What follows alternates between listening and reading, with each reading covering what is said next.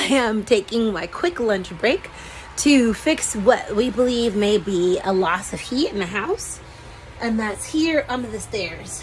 If you also have a fifth wheel that has been modified, if it's past a certain age, more than likely the AC units have been changed, and so the heating system is different now. It used to be heated from the floor, but that system has been bypassed. You see here the old vents in the floor. So this was the intake. If you can look back there, as far as I can tell, where the air would come in for the heating system. But we don't need that anymore. So right now, it's just allowing cold air in, and then we imagine in summertime probably allowing hot air in, and we don't want that.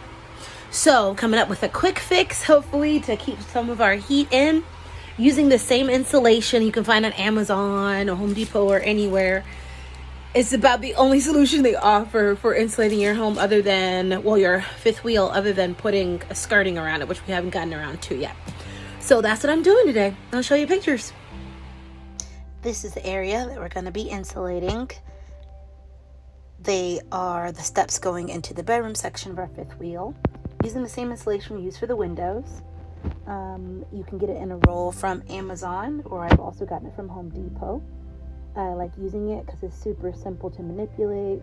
You simply cut out the size you need it.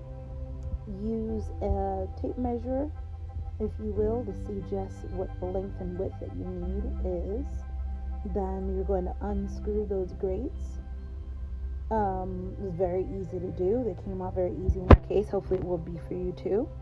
And then once it's open, you can see the access area to the underbelly, and you see that piping there from the vent that was coming through before.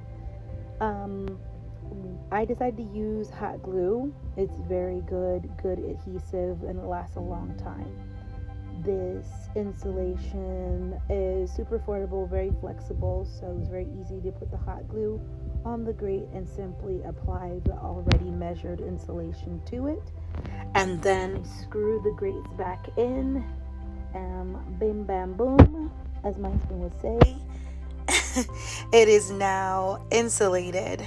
Stay tuned for the next show or episode where I'll show you how to make an affordable skirting for the winter and the summer. It really does help keep the heat in or cold out.